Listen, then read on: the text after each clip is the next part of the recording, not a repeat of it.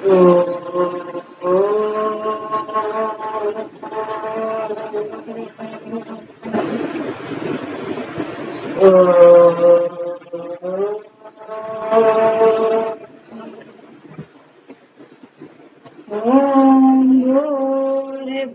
स्वः तत्सवितुर्वरेण्यं भर्गो देवस्य धीमहि धियो यो नः प्रचोदयात्. Grab your both palm. Put your palm on your eyes. Now open your eyes. Chalo.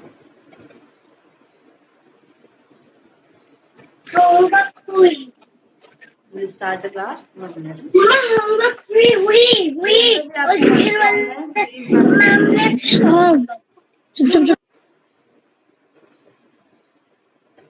Okay.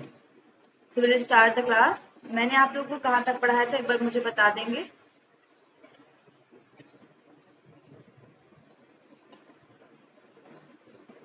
बताओ भाई क्या क्या पढ़ लिया था हमने.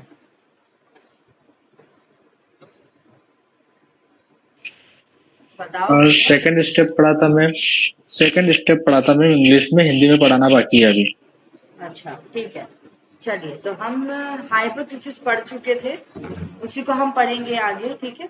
और रिसर्च डिजाइन हमने पढ़ लिया था. आगे का मैं आप लोगों को स्टार्ट कराती हूँ.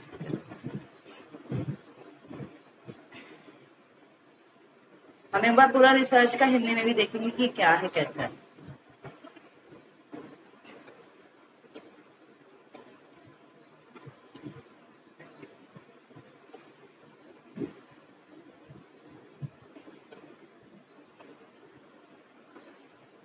स्क्रीन प्रेजेंट हो रही है क्या आप लोगों को?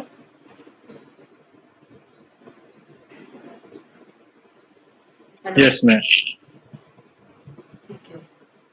हमने जो रिसर्च के स्टेप्स पढ़े थे उसी को ही हम थोड़ा सा एक बार देखेंगे यहाँ पर, फिर हम आगे की चीजें थोड़ा थोड़ा पढ़ेंगे कि है क्या. ठीक है. जो रिसर्च के स्टेप्स हमने पढ़े थे उसको हिंदी में मैं आज आपको पढ़ाने जा रही हूँ. ठीक है.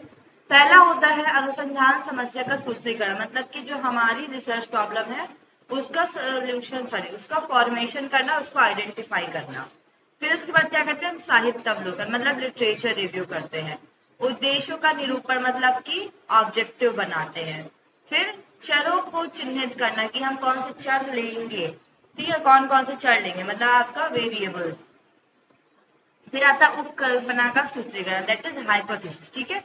तो ये पहले स्टेप में आपको ये 4 चीजें याद रखनी है. दूसरा आता है हमारा अनुसंधान अभिकल्प तैयार करना, मतलब हमारी जो रिसर्च डिजाइन है आगे वो हम कौन सी लेंगे, प्रयोगात्मक लेंगे या गैर प्रयोगात्मक. प्रयोगात्मक मतलब होता है एक्सपेरिमेंटल, गैर प्रयोगात्मक मतलब होता है नॉन एक्सपेरिमेंटल. ठीक है. फिर आता है थर्ड, डेटा कलेक्शन टूल कौन कौन से होते हैं, जिसको हम बोलते हैं प्रदत्त संग्रह उपकरण विकसित करना. कैसे डेटा लेंगे, उसकी विधि क्या है, ये सब. फिर आता है न्यायादर्श चयन, मतलब कि सैंपलिंग को हम किस तरीके से सिलेक्ट करते हैं, या जो हमारे सैंपल होते हैं. सैंपल एक तरीके से पूरी जनसंख्या का प्रतिनिधित्व करता है, उसको हम सैंपल बोलते हैं. ठीक है. इसमें हम प्रोबेबिलिटी और नॉन प्रोबेबिलिटी सैंपलिंग यूज करते हैं, जिसको हम संभाव्यता या अनसंभाव्यता बोलते हैं. ठीक है. फिर आता है आपका, अब हम रिटर्न करते हैं रिसर्च प्रपोजल, जिसको हम प्रस्ताव लेखन बोलते हैं. इसमें हम बताते हैं कि हमें क्या क्या आवश्यकता है, इस रिसर्च की क्यों आवश्यकता है, इससे लाभ क्या क्या मिलेगा, इसमें हम कैसे सैंपलिंग लेंगे, और हमारी फंडिंग हमें क्या क्या चाहिए, निधिकरण आवश्यकताएं क्या क्या होती हैं. फिर प्रदत्तों का एकत्रीकरण, जो भी हमारे डेटा है, ये जो प्रदत्त है, डेटा बोला जाता है प्रदत्त को, उसको कलेक्ट करना एक साथ. उसको कैसे कलेक्ट करते हैं, तो अलग अलग विधियां होती है, जैसे कि अवलोकन हो गया, साक्षात्कार हो गया, प्रश्नावली हो गई, अंक सूची हो गई. तो ये सारी विधियां होती है जिनके द्वारा हम चीजों को कलेक्ट करते हैं. फिर आता है इस जो भी चीज हमने डेटा कलेक्ट किया है वो तो हम रॉ फॉर्म में लेते हैं, मतलब ऐसे ही उठा लेते हैं कहीं से भी. उसको हम मैनेज जब करते हैं तब हम उसको बोलते हैं प्रदत्त प्रसंस्करण और विश्लेषण. तो इसमें हम सबसे पहले एडिटिंग करते हैं और कोडिंग करते हैं, जिसको हम बोलते हैं संपादन एंड और कूटन. ठीक है. फिर प्रदत्त वर्गीकरण, जो हमने डेटा लिया है उसका क्लासिफिकेशन, फिर उसको टेबल में बनाते हैं जिसको हम बोलते हैं सारणीकरण, फिर आता है विश्लेषण, मतलब जो भी हमने बनाया उसका एनालिसिस करना, फिर जो हमने उपकल्पना या हाइपोथेसिस पहले बनाई थी उसका यहाँ पर हम परीक्षण करते हैं। एक सेकंड रुकेगा, हम लैपटॉप जरा चार्ज में लगा लूं, वेट।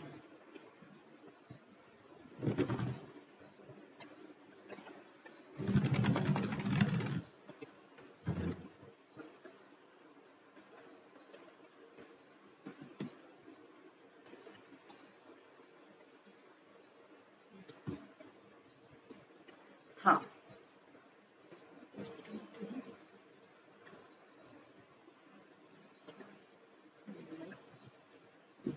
हेलो।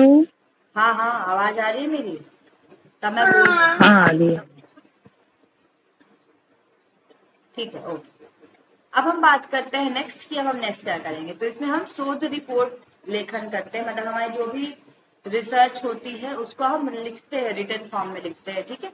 तो इसमें हम सबसे पहले शीर्षक, मतलब कि हमारा जो टाइटल होता है वो लिखते हैं, फिर उसकी विषय सूची व चैप्टराइजेशन करते हैं और उसकी क्रियाविधि लिखने का काम करते हैं। तो ये होती है आपकी अनुसंधान प्रक्रिया।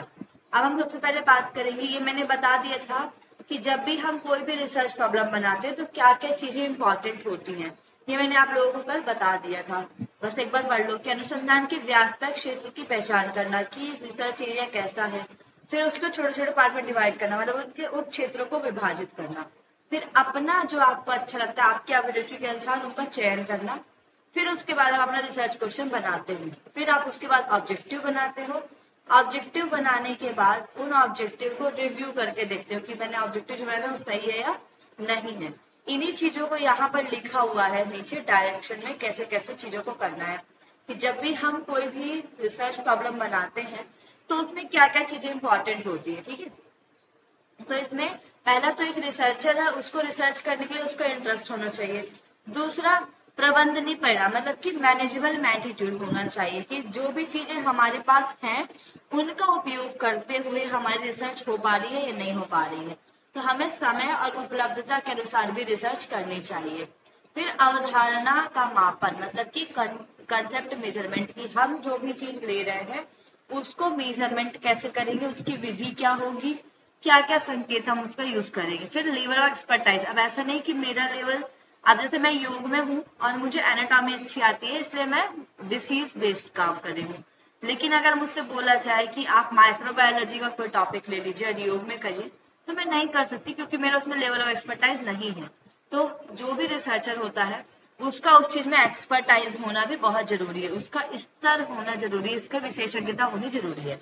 फिर आता है रिलीवेंस, मतलब प्रासंगिकता, कि प्रासंगिकता मतलब कि जो भी हम चीज ले रहे हैं क्या वो चल रही है। जैसे कि मान लो मुझे देखना है भाई कि किसी को प्रॉब्लम है मेंटल, जैसे किसी को सुसाइडल टेंडेंसी होती है, सुसाइडल सबको नहीं होती है, ठीक है, किसी किसी लोगों को होती है। तो अब मैं देखूं कि उत्तराखंड के पौड़ी डिस्ट्रिक्ट में कितने लोगों को आत्महत्या करने की टेंडेंसी, तो मुझे 2-3 लोग मिलेंगे, ज्यादा लोग नहीं मिलेंगे कि जो आत्महत्या करना चाह रहे होंगे। तो ऐसा रिलीवेंस भी देखना होता है कि वहां पर वो प्रॉब्लम के मुझे डेटा मिल जाएंगे या नहीं मिलेंगे, ठीक है। फिर अवेलेबिलिटी ऑफ डेटा, भाई कि हमारे पास डेटा है या नहीं, कि बच्चे हम करना बच्चों पे चल रहे हैं, बच्चे ही नहीं है वहां पर, ठीक है, तो ये बहुत इंपॉर्टेंट है। फिर आते हैं आपके नैतिक मुद्दे, इथिकल इशू जो होते हैं उन पे हम काम करते हैं कि हम उसके द्वारा किसी को प्रभाव ना डाले, मतलब कि हमारे वजह से किसी भी जानवर को, किसी भी व्यक्ति को किसी भी तरीके की हानि ना पहुंचे, इसको हम इथिकल इशू में बताते हैं कि भाई देखिए हमारा ये है, हम ऐसी चीज करेंगे, एक पेपर लिखते हैं, ये समझ में आया आपको।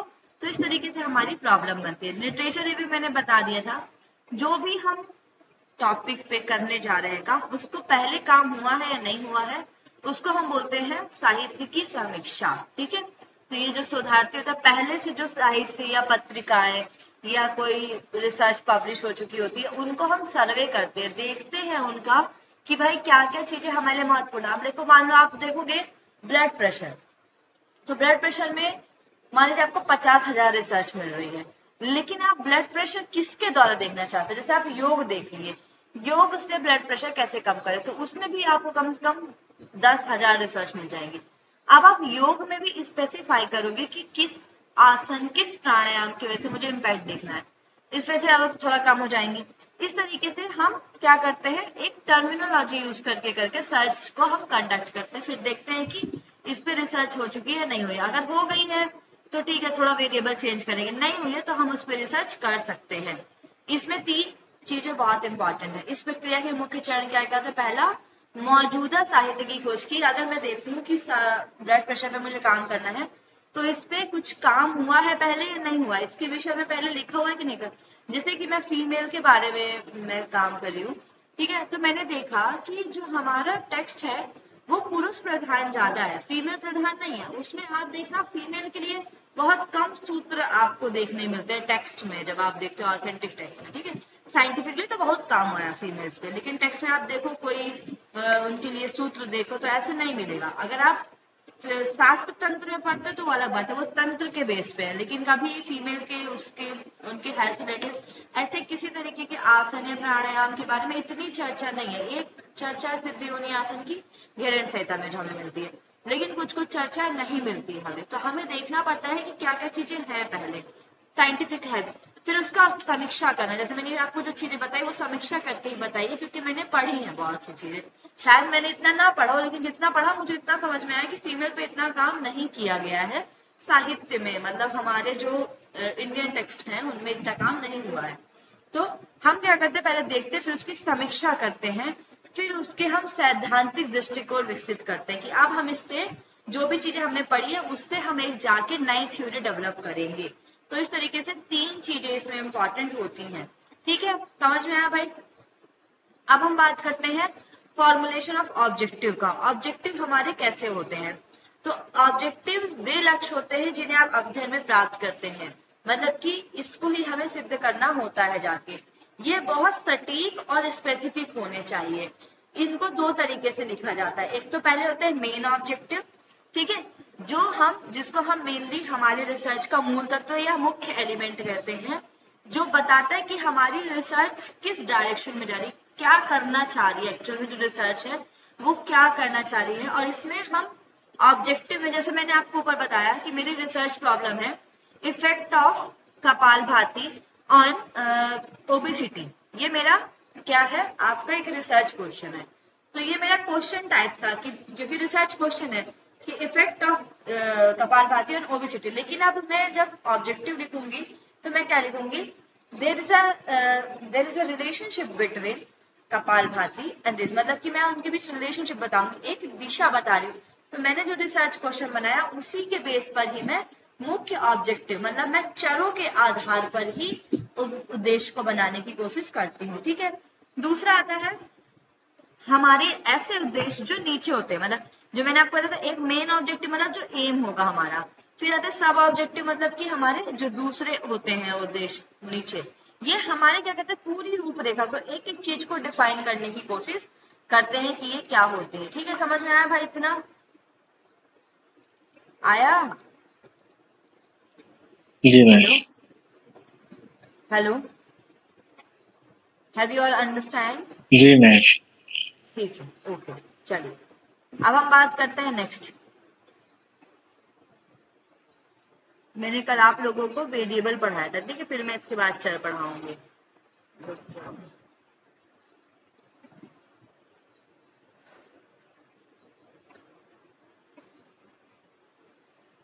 अब हम बात करते हैं हाइपोथेसिस की, जो मैंने आप लोगों को कल पढ़ाया था, फिर मैं इसके बाद आपको वेरिएबल पढ़ाऊंगी, ठीक है, क्योंकि वेरिएबल में एक सेकंड रुक जाओ, मैं देख इसमें वेरिएबल कहाँ पर है, किया मैंने, किया भी है।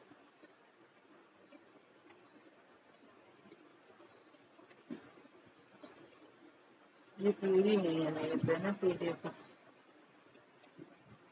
एक सेकंड रुकना।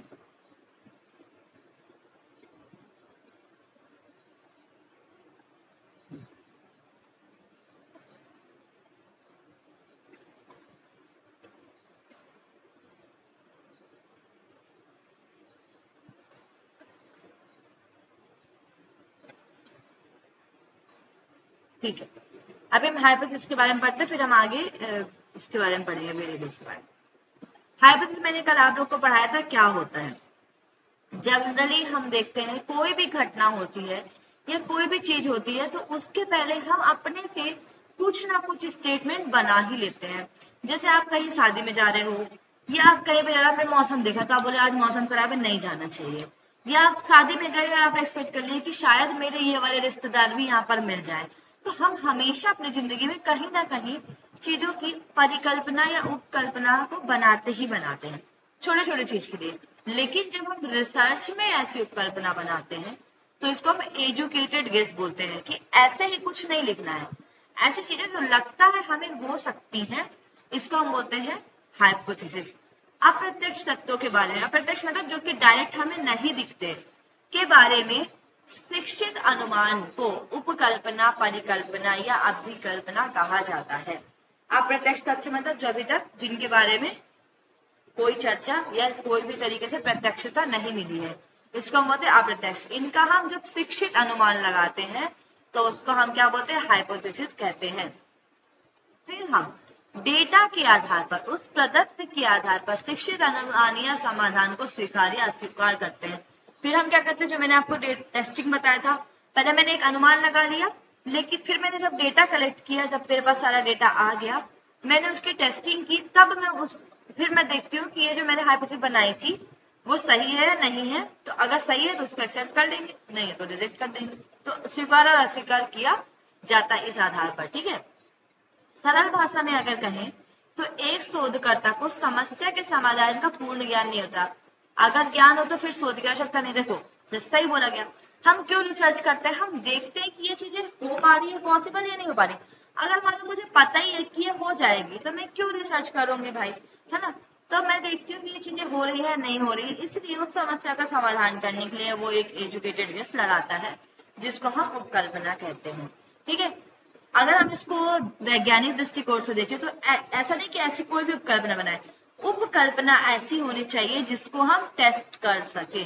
उपकल्पना दो या दो से अधिक चरों के बीच के परीक्षण योग समाधान को कहते हैं।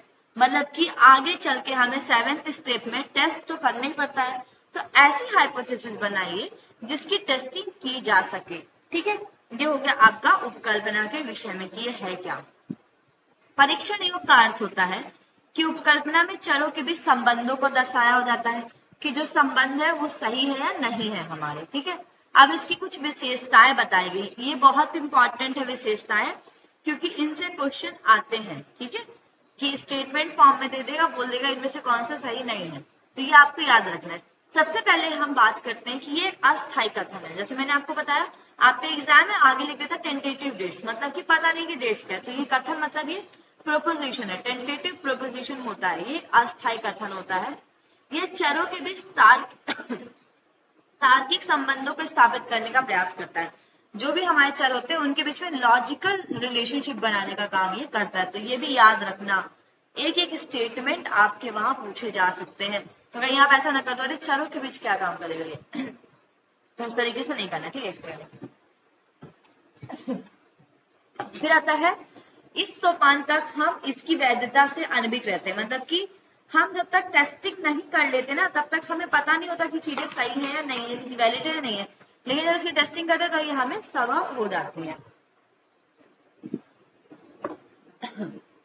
अब बताया गया यह यथासंभव सरल होना चाहिए। ऐसा भी नहीं कि आप ऐसा गेस लगाओ कि हो ही ना पाए। जैसे अभी देखिए, अभी आज चंद्रयान लैंड हुआ चांद पे, ठीक है। तो हमारी एक्सपेक्टेशन थी इसरो की कि ये शायद हो जाए लैंड, फिक्स नहीं पता था हमको, लेकिन हमने ये मान के चला कि हमने भाई सारी कोशिशें की हैं और ये लैंड हो जाएगा। तो ये लैंड हो गया जाके, तो हमारा क्या हुआ, हाइपोथेसिस 2 निकली। तो हमारी हाइपोथेसिस नॉर्मल थी, जनरल थी, जो कि हो सकती थी, ठीक है, कॉम्प्लिकेटेड नहीं थी।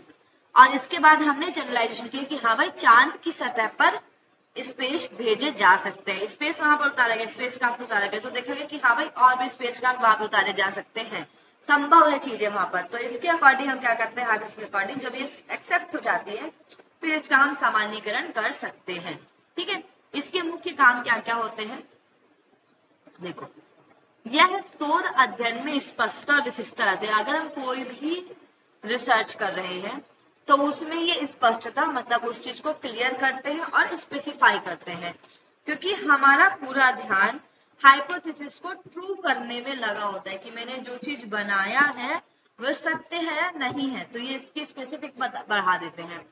यह सैंपल डिजाइन तैयार करने में मदद करता है। हमारी हाइपोथेसिस बताती है कि हम आगे चल के एक्सपेरिमेंटल करेंगे या फिर हम थ्योरेटिकल करेंगे। एक्सपेरिमेंटल में भी हम प्री करेंगे, पोस्ट करेंगे, तो अलग अलग तरीके की सैंपल डिजाइन बनती है। और ये वस्तुनिष्ठ होते हैं। वस्तुनिष्ठ मतलब कि केवल एक चीज पर सब्जेक्टिव नहीं होते, एक होते हैं उसी को प्रूफ करने की कोशिश करते हैं। इससे सिद्धांत विकसित करने में सहायता मिलती है। हम कोई भी थ्योरी को इससे डेवलप कर सकते हैं। इतना समझ में आया भाई? हेलो जी मैम। इतना समझ में आया? सभी को समझ में आया? हाँ नहीं? ओके, चलिए अब हम बात करते हैं नेक्स्ट इसके टाइप की, जो मैंने आपको बताया था, और एक टाइप मैंने नहीं बताया था, वो मैं बता देती हूँ। पहला होता है उपकल्पना के आधार पर, जो हम पढ़ेंगे आज, डिस्क्रिप्टिव हाइपोथेसिस, रिलेशनल हाइपोथेसिस और एक्सप्लेनेटरी। डिस्क्रिप्टिव मतलब होता है वर्णनात्मक। यह उपकल्पना विशेषता का वर्णन करने के लिए तैयार। डिस्क्रिप्टिव मतलब हमने जो भी चीजें बनाई वो डिस्क्रिप्टिव फॉर्म में है। किसी भी चीज को हम लंबे डिस्क्राइब करके बताते हैं। उदाहरण के लिए, बाहर भारत के शहरी क्षेत्रों में बेरोजगारी की वर्तमान दर 10% है। अब ये मेरी एक हाइपोथेसिस है, उसको मैं डिस्क्राइब करने के लिए पूरे भारत के हर जिलों में जाके देखूंगी कि मेल कितने हैं, फीमेल कितने, उसमें से कितने मेल जो है वो रोजगार है, कितने बेरोजगार है, फीमेल कितनी जो रोजगार है, वो बेरोजगार है। फिर मैं पूरा डिस्कशन करके भारत के केवल शहरी क्षेत्रों का फिर उसका रेट बताती हूँ। तो मैं यहाँ पे क्या करती हूँ, जो भी मैंने हाइपोथेसिस बनाई उसको आगे चलकर मैं जब प्रूव करती हूँ तो मैं उसको डिस्क्राइब करती हूँ। तो भारत के शहरी क्षेत्रों में बेरोजगारी की वर्तमान दर 10% है, ये मैंने एक हाइपोथेसिस बनाई। लेकिन इसको टेस्ट भी तो करूंगी, तो मैं सब जगह जाके देखूंगी, डेटा कलेक्ट करूंगी कि भाई सच में ऐसा है। जब होगा तो फिर मैं डेटा लूंगी, फिर उसको डिस्क्राइब करूंगी कि नहीं भाई देखिए कुछ शहर ऐसे हैं जहां पर लोग काम ही नहीं करना चाहते। ठीक है, जैसे कुछ कुछ आप देखोगे बहुत जगह ऐसी है जहां मेल काम नहीं करना चाहते, और कुछ जगह ऐसी है कि मेल चाहते ही नहीं है कि फीमेल काम करे। ठीक है, तो कहीं कहीं पर बेरोजगारी नहीं भी है, लोग खुद बेरोजगार बने हुए हैं। उनको ये लगता है कि भाई इतना काम करके कौन पैसा कमाए, तो थोड़ा भीख मांग लेते हैं, पैसा मिल जाएगा। तो ऐसे लोग भी होते हैं। तो हम क्या करते हैं, डिस्क्रिप्टिव एनालिसिस करते हैं चीजों का, फिर उसको बताते हैं। इसको बोलते हैं वर्णनात्मक उपकल्पना। दूसरी होती है सापेक्ष या संबंध परक उपकल्पना। सापेक्ष मतलब रिलेशनल हाइपोथेसिस। यह दो चरों के बीच संबंध को दर्शाती है, जैसे कि नॉर्मली हम करते हैं योग में, दो के बीच के संबंध को बताते हैं। उदाहरण के लिए, शहरी क्षेत्र में रहने वाले माता पिता अपने बच्चों की शिक्षा पर अधिक धन खर्च करते हैं।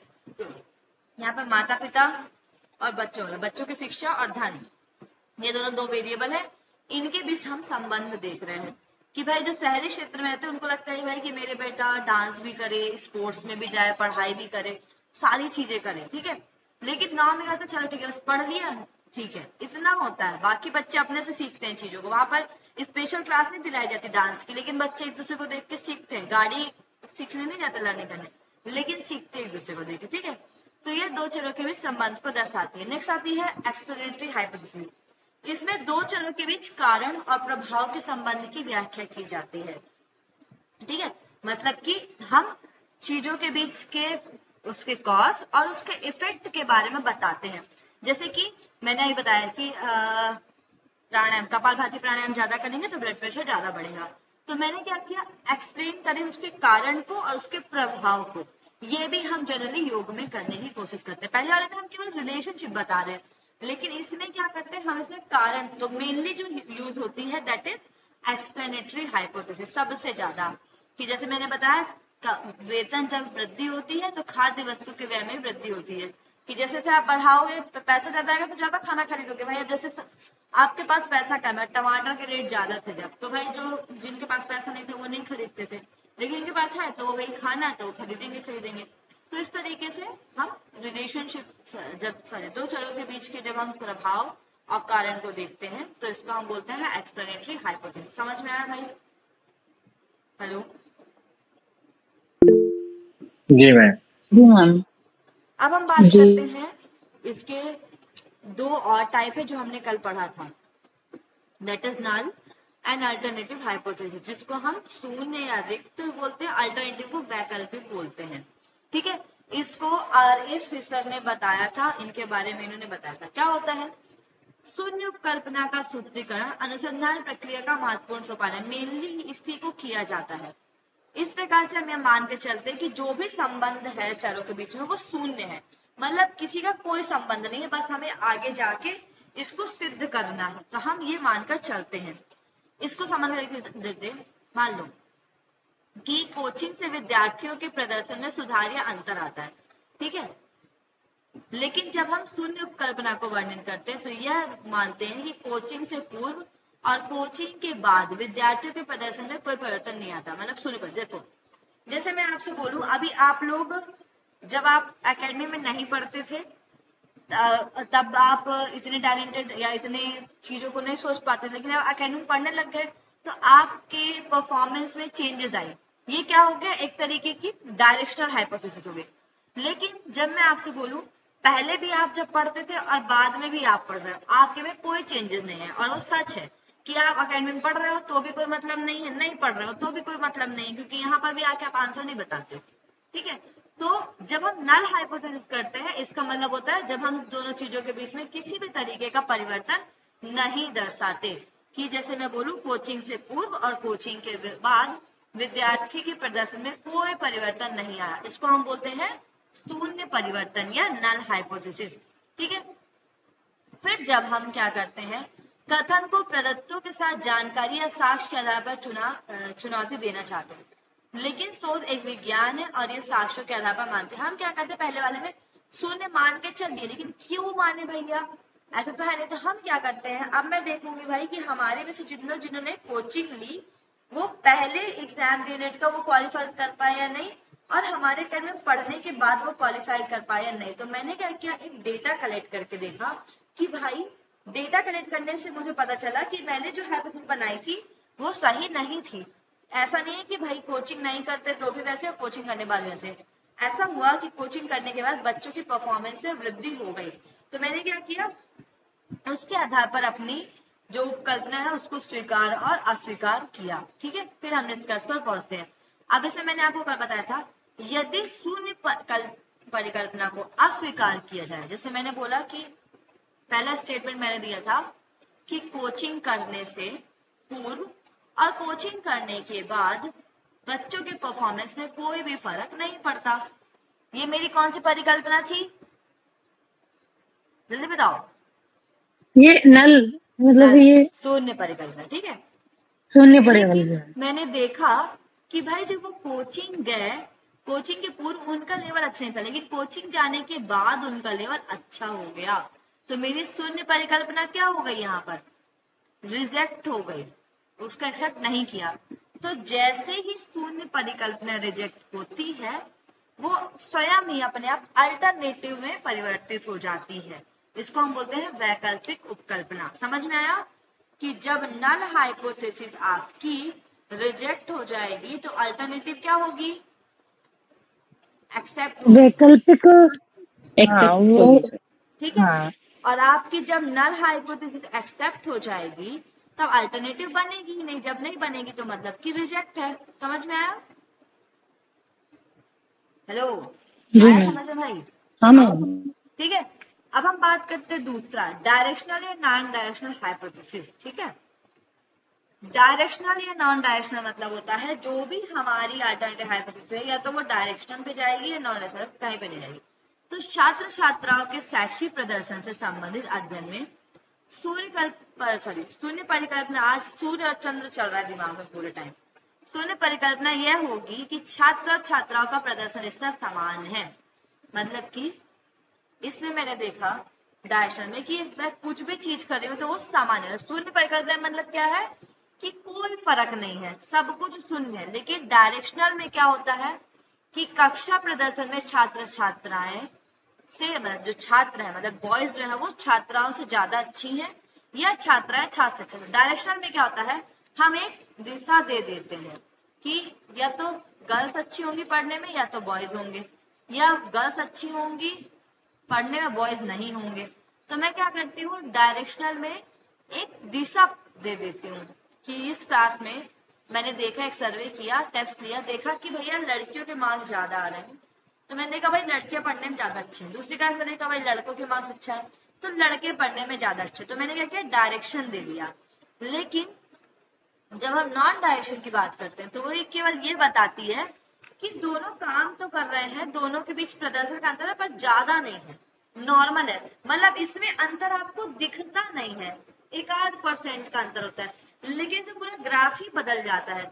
जैसे इसमें क्या चलता है, ग्राफ इस तरीके से चल रहा होता है, अरे ठीक है थोड़ा परिवर्तन हुआ खत्म, लेकिन इसमें ग्राफ इस तरीके से जाता है कि एक तो बिल्कुल लो में है और एकदम बिल्कुल हाई में है। समझ में आया? मतलब कि अगर क्लास में 40 बच्चे हैं तो 20 लड़कियां पूरी 80% पा रही है और 20 लड़के पूरे आपके 40% पा रहे हैं। लेकिन हम नॉन डायरेक्शन बात करें तो हम देखेंगे कि क्लास में 40 बच्चे हैं तो सारे 40 बच्चे जो है वो 60 के एवरेज में है। ठीक है, तो ये क्या रहती है, नॉन डायरेक्शनल हो जाती है। समझ में आया भाई इतना? Hello, yes ma'am. ठीक है।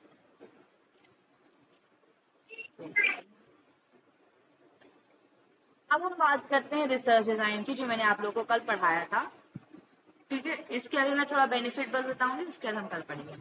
तो रिसर्च डिजाइन मैंने बताया था कि एक तरीके की रूपरेखा होती है जो हम तैयार करते हैं अपनी रिसर्च को करने के लिए। ठीक है, ये अनुसंधान अभिकल्प एक गतिविधि है, ये जो भी डिजाइन होती है वो एक तरीके की गतिविधि होती है और ये अनुसंधान उद्देश्यों को ध्यान में रखते हुए समय पर आधारित एक योजना है। मतलब कि ऐसा नहीं कि मैंने रिसर्च बना ली तो मैं उसको जब मन करेगा 10 साल 20 साल तक करते रहूंगी, ऐसा नहीं होता।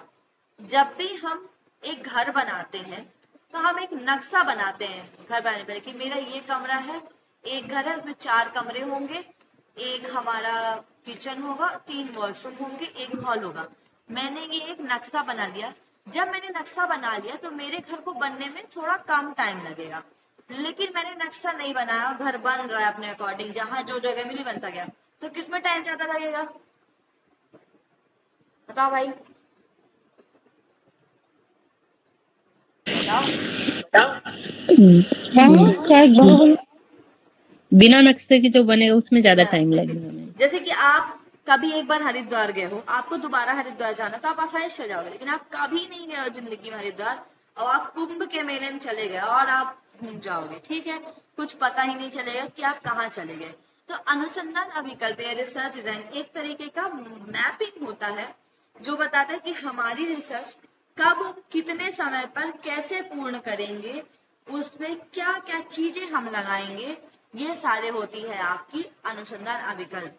ठीक है, इसमें कुछ कुछ चीजें उपयोग होती हैं जो हम, सबसे पहले होता है जो भी हमारा शोध है या हमारी जो रिसर्च है उसके उद्देश्य फुलफिल होने चाहिए उस रिसर्च के अंदर। दूसरा, प्रदत्त एकत्रीकरण करने का चयन, मतलब जो भी आगे की प्रोसेस होती है ना हमारी, चाहे वो डेटा कलेक्शन हो, चाहे उद्देश्य की पूर्ति हो, चाहे हमारे टूल हो कि हम टूल कहाँ से लेंगे, डेटा कहाँ से लेंगे, हर चीजें इस डिजाइन के अंतर्गत आ जाती है। क्या हम इसको डिस्क्रिप्टिव करेंगे, एक्सपेरिमेंट करेंगे, यहाँ डेटा कहाँ से कलेक्ट करेंगे, कितना कलेक्ट करेंगे, कितना पैसा लगेगा, ये सारी चीजें ही डिजाइन में आती है। तो आपको मैंने यहाँ पे बताया कि ये क्या करता है, लिटरेचर रिव्यू नहीं आता है, ठीक है, कि लिटरेचर रिव्यू कहाँ से करेंगे, ये नहीं आता। बस शोध अध्ययन के उद्देश्य आते हैं, इसमें हम कौन सी विधि लाएंगे, वो कहाँ से जानकारी लेंगे, ठीक है, जानकारी के स्रोत भी आते हैं इसमें, कि हम आते हैं लिटरेचर रिव्यूज में कुछ कुछ चीजें आती है, डेटा आता है मेनली कि हम कहाँ देंगे। फिर जो हम डेटा ले रहे हैं वो कैसा होगा, आपका गुणात्मक होगा या मात्रात्मक होगा, ठीक है। इसके लाभ क्या क्या है, कोई भी चीज को, कार्य को कुशल बनाने का काम करता है। इसमें संसाधनों का अनुकूलतम उपयोग किया जाता है, जैसे समय धन के न्यूनतम व्यय से अधिकतम सूचना प्राप्त हो। हम ऐसी रिसर्च बनाते हैं कि पैसा कम लगे और इन्फॉर्मेशन हमको ज्यादा मिल जाए, ऐसा नहीं कि पैसा लगे पड़ा और आपको इन्फॉर्मेशन नहीं मिल रही, ठीक है। यह अभिकल्प अनुसंधान में लचीलापन लाते हैं, जो भी होते हैं हमारे ये अनुसंधान में लचीलापन लाते हैं। इसमें पूर्वाग्रह की संभावना होती है, ठीक है। पूर्वाग्रह की संभावना मतलब कि इसमें हम चीजों को संभावना कम होती है, मतलब कि इसमें हम चीजों को ऐसे ही नहीं बता देते कुछ भी, इसको हम चीजों को पूरे तरीके से नाप के तौर पर चीजों को बताते हैं। इसमें विश्वसनीयता होती है और निष्पक्षता होती है। मतलब हम जब कोई रिसर्च में बनाते हैं तो हमें पता होता है कि क्या क्या कितना कितना लगेगा। ठीक है, अब स्टडी डिजाइन अलग अलग होती है हमारी, जिसको हम पढ़ेंगे। तो मैं सबसे पहले आपको जो मैंने कल पढ़ाया वो बता देती हूँ। फिर जो भी हमारी स्टडी डिजाइन होती है एक्चुअली में, वो हमारे रिसर्च के टाइप होते हैं, जो मैंने आप लोग को थोड़ा आगे पढ़ा दिया। जैसे कि मैंने आपको क्रॉस सेक्शनल, लॉन्गिट्यूडनल ये सब पढ़ा दिया है। तो जो भी हमारी रिसर्च डिजाइन होती है वही हमारी जनरली टाइप जो हम पढ़ते हैं वो होते हैं। ठीक है, तो ये मैंने आप लोग को टाइप पढ़ा दिए हैं ऊपर ही। क्रॉस सेक्शनल पढ़ा दिया, लॉन्गिट्यूडनल पढ़ा दिया है। ठीक है, आपको मैंने एक्सपेरिमेंटल भी पढ़ा दिया। कल जो पढ़ाया वो मैं आपको बता रही हूँ। कल मैंने आपको पढ़ाया था रेट्रोस्पेक्टिव और पर्सपेक्टिव। रेट्रोस्पेक्टिव मतलब जब हम पिछली घटना के आधार पर कोई भी रिसर्च करें या रिसर्च बनाए, तो यह अतीत में हुई किसी घटना या इससे संबंधित है। और पर्सपेक्टिव मतलब होता है जब भविष्य में कोई घटना होने वाली होगी, तब हम जब करते हैं उसको हम बोलते हैं पर्सपेक्टिव। ठीक है, तो ये दो टाइप थे हमारे जो हमें पढ़ने थे। बाकी जो रिसर्च के टाइप है, जैसे क्रॉस सेक्शनल पढ़ा दिया, एक्सपेरिमेंटल पढ़ा दिया मैंने। एक्सपेरिमेंट में कंट्रोल ग्रुप होते हैं आपके। एक्शन रिसर्च आपने पढ़ ली है। अब आपको कोहर्ट जो जो बच रही है वो मैं एक करके आपको पढ़ा दूंगी आगे। ठीक है भाई, इतना हो गया। फिर हम डेटा पढ़ेंगे कल क्या क्या होता है। हाँ मैम। ठीक है, जी मैम। वेरिएबल मैंने पढ़ा दी ना आप लोग को। हाँ, वेरिएबल मैंने आप लोग को रिसर्च में पहले ही पढ़ा दिया है, तो वेरिएबल तो मैं यहाँ पे नहीं पढ़ाऊंगी आपको। अब आपको क्या क्या बचा, हाइपोथेसिस हो गई, रिसर्च डिजाइन अभी हो जाएगी। फिर हम टाइप ऑफ कलेक्टिंग डेटा पढ़ेंगे कि क्या क्या। हाँ, हम कल ये पढ़ेंगे आगे डेटा कलेक्टिंग इंस्ट्रूमेंट, अगर हमारी रिसर्च डिजाइन पूरी कंप्लीट हो जाएगी उसके बाद। ठीक है, फिर हम सैंपलिंग करेंगे। चलिए मैम। Hello ma'am. हाँ भैया बताइए। मैम, आप जो स्क्रीन शेयर कर रहे हैं वो बुक और हमारी बुक तो अलग अलग दिखा रही है ये। आपकी एडिशन वाली इस होगी। हाँ, इसमें तो कुछ